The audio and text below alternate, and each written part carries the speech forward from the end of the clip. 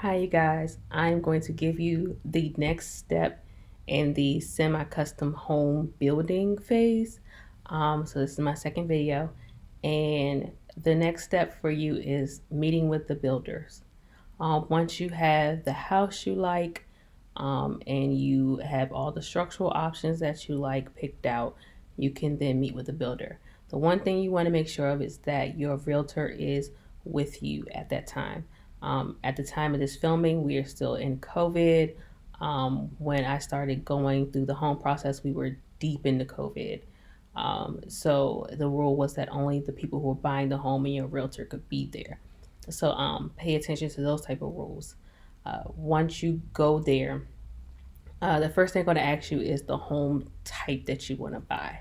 Homes always have some like fancy names like uh, the Washington, the Jefferson. The homes always have some name. So they're going to ask you for your home type. That will limit the lots that you can get. Uh, Usually, these places have rules where the next three homes to your left and the next three homes to your right can't be the same model that you pick. That way, they can kind of show off what they can do, and they can also not make it look like a Stepford community where every home is exactly the same. So once you pick that out, they'll tell you, okay, this is the price of the home. Now, no, as I told you from the first video, these homes should have an asterisk next to it because the price always changes. When I went to sit down with my builders, the price of my home had went up $2,000 from what was on the website. So keep that in mind. The price of the house will go up. As demand goes up, the price of your house goes up. The next thing they're going to want to know is your structural changes. They're not asking if you want the basement finished or not. What they're asking are you going to do something to make the house wider or to make the house longer? Like let's say you wanted a 3-car garage instead of 2-car garage. That's going to make it wider. If you wanted a side sunroom, that's going to make it wider. If you wanted a morning room added to the back or a deck added to the back, they need to know these things because it's going to make your house wider, make your house longer. They have to make sure they have a lot big enough for your home to be on. Now, I didn't. I picked a lot I picked a home that fit. So I'm not sure what they would do if it didn't. They would probably ask you to change your options, or maybe even ask you to go to another community. But you handled that at that time. So once they know the structural changes you're going to make to the home, they will tell you the lots that they have available for you. By the time I was done with this part of the conversation, I had 2 lots available to me. Now, no, the price of the lot differs based on builder in your community. So they had one lot that was $5,000. This, of course, changes based on where you are. And it was a nice lot, loved it. And then they have what's called a premium lot. A premium lot pretty much means there is nothing behind you but trees. You don't have to worry about anybody being able to look into your backyard. It's always a little bit bigger than the other lots, and that one was 15,000. Yeah, premium lots cost bank. Okay, no joke. They cost serious bank. Um, so if you know somebody with that type of lot, know they paid good money for that lot. Now, once you decide what lot you want, then they're going to ask you for the elevation. The elevation is pretty much asking, what do you want the front of your house to look like? Usually, houses have about 2 to 5, even sometimes 6 designs that you can choose from.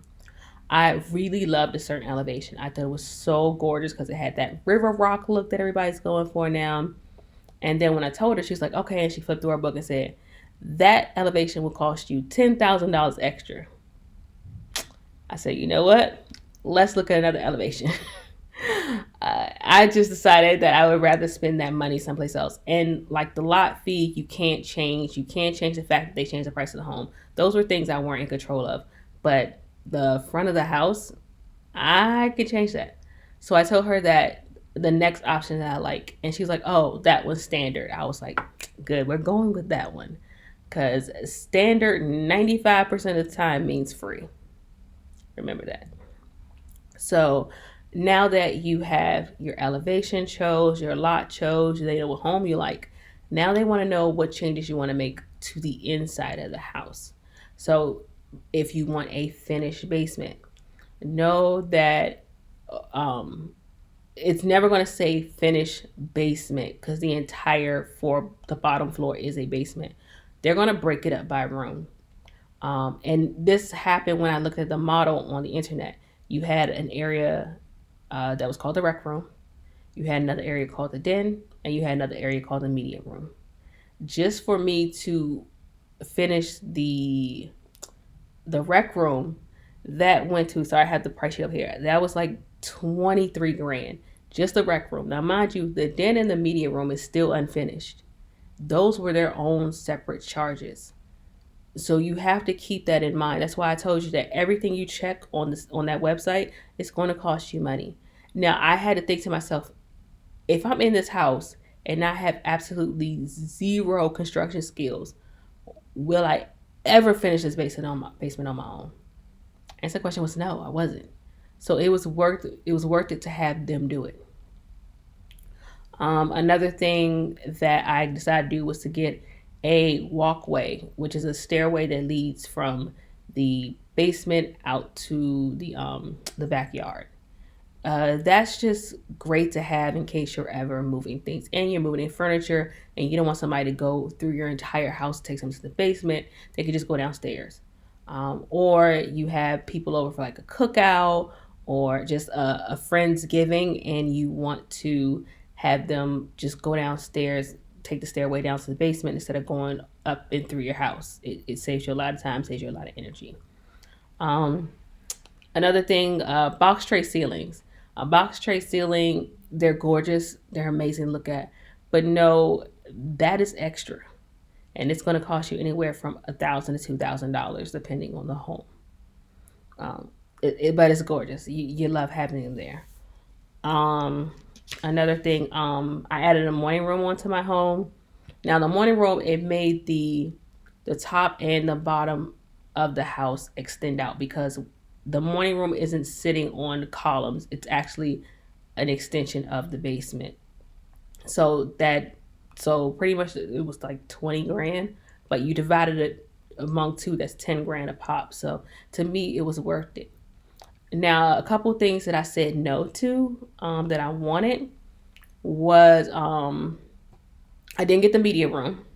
The media room would have been an extra $5,000, but I was like, nah to that. It wasn't important. I was just going to use the media room, leave it unfinished, and use it as a workout room. Another thing I said no to was a gourmet kitchen. Now, the differences between the regular kitchen and the gourmet kitchen is that the gourmet kitchen had that really nice wall oven that I absolutely love. I thought they were so great. And all of the cabinets were soft close and it came with standard knobs. The kitchen hardware for the cabinets with knobs. They weren't the pull drawer kind. They were just the knobs. And even though I love the way the gourmet kitchen was 20, I mean sorry, $12,000 for it, it just wasn't worth it to me. I could live without it, and I was happy with that. But those are some of the compromises you have to make. Um, I don't get a media room, but I still have a den. I made sure that I had a bathroom in my basement, which is not standard, and I learned that. A lot of these custom homes, it's not standard to have a bathroom in your basement. To me, I just think that's wild to not have one. I guess because when my parents' home, any home we grew up in, there was always a bathroom there. I never knew that it wasn't standard.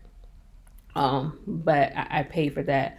I didn't get a fireplace. I'm just not a person who's into big amounts of fire. It just always made me a little uncomfortable. But that's just me. If you have these things and they're cool with you, please understand I'm only talking about my preferences. If they make you happy, please do you live your life, live your best life. Um, so once you have everything, you tell the builder everything you want. They will then tell you the price. Now, as you're saying these things, they will give you the price of this. You say, "Oh, I want a boxer sale," and they say, "Oh, that's $1,500." And take a calculator with you, take a pen and a piece of paper with you, and write this stuff down. and they will give you a price. So they give you the price of the house, the lot fee, all the other stuff that you added on, and say, here's the price of the house. Are you okay with it? That's when you can kind of say, okay, add this room, take off this room, take away this feature, put a fireplace here instead. You can kind of go back and forth until you get a price you're comfortable with. One thing I forgot to say is when you look for a model home, take 100,000 off. Well, when you look for a model home, you have an idea of how much you can afford. If you're getting a semi-custom build, minus $100,000 off the price you think you can afford, simply because once you do all the upgrades, you're going to add $100,000 onto the price of this house. It's hard to avoid unless you're very careful and you're not a stickler for anything that's just you can't avoid it. Now, once you have everything set, you then what will happen is that they will say, if you use our loan company, we will give you like money towards your closing. We will give you design center credit, and I'll talk about design center in another post. But there's always something they're going to offer you. Now, if you have an idea that someone else can give you a cheaper rate, I would say, go ahead and look for yourself. But they usually give you a pretty good rate. So they will give you their loan company, and then you call that loan company. And of course, they're going to ask for a whole bunch of financial documents, your W-2s, your tax returns, your bank statements. They're going to ask you for everything. And then they're going to give you a pre-approval for that loan. Yes, it is a pre-approval because, like I said, you still have not gone to the design center yet. So they're saying, this is where we're at right now. Could you get approved for this loan right now? And once they get that information, you give it to the builder. Your builder puts your name on that property for that house for all your changes. Now, is it yours? Not yet. Please understand, this house is not technically your home until you get your keys. At any moment, anybody can pull back from this deal. So now you have your pre-approval. You're sitting around and you're waiting. The reason why you're waiting is because there's a rule, and it could vary from state to state, county to county, that says that these builders can only build so many houses in so much time. So for where I'm going, it's 6 houses a month. And my community had not even started yet. So I don't know where I am on this list, but I pretty much have to wait until they're ready to start building my home. So you just pretty much have your phone on standby the whole time. You have this phone in your hand the whole time, waiting for them to call you. They called me and they said, hey, Miss Gray, it's your turn. When can you meet with us? I gave them a date. So now this is my second meeting. Now they said in the second meeting, we need your earnest money deposit. Pretty much this is a deposit of money that goes towards the price of your home. And what happens is that you're pretty much giving them money to say, hey, I'm into this. I want you to build my house. It can range anywhere from $10,000 to $20,000. Now, the company I had, you could pay for it all at one time. You could separate it into 2 payments. And I think the max it had to be was like 45 days apart. And pretty much you're saying, I'm serious about this. I want you to build my house. There is a rule where you have a certain amount of time to get your money back. However, after that time period, if you decide you don't want the house no more, the money is theirs. It's just gone. So don't get to this point unless you're serious. And if you're kind of on a maybe not, put a calendar notice on your phone that'll alert you like 4 days before to say, if you don't want this house now, call them and get your money back. So I got with them. I gave them my money, and then I went home waiting for a contract. Contract didn't come. And then I had to call. And they said, I'm sorry, Miss Gray, we miscalculated. We cannot build your house right now. We will give you your money back, and we will call you and let you know when we're ready to build. At this point, my realtor's calling. My real estate agent's calling me, and this is like Do you still want to build with them, Tiffany? Because this is ridiculous. This is just bad business that they're going back and forth with you like this. I really wanted this home. So I went ahead and I decided to keep going. They did give me my money back. And later on, they called me again and they said, seriously, this time we are going to build your home. But then they tried to say, but the house went up $2,000 more. That's when my realtor said, no, absolutely not. She is not being punished because you guys made a mistake. If you had built the home the first time she gave you the money, it would have been fine. But you didn't, and that's on you. So eat the cost. And that is why your realtor absolutely needs to be there. So they took that $2,000 off on me. They got my earnest money deposit, and then I got my contract. And like I said, this house is still not technically yours until you get your keys. So with that, that is the end of this video. I will take you guys through the next steps in the next video, which is your design center. Because once you get your signature on that contract saying you're going to build this home with all your structural upgrades, you'll see that there are blank lines there for the design center. And that, my friends, is the fun and a lot more money. So much more money. All right, guys. Until then, in life, there's black and white. But because my sister is still not with us, you are only getting one shade of gray. Bye, guys.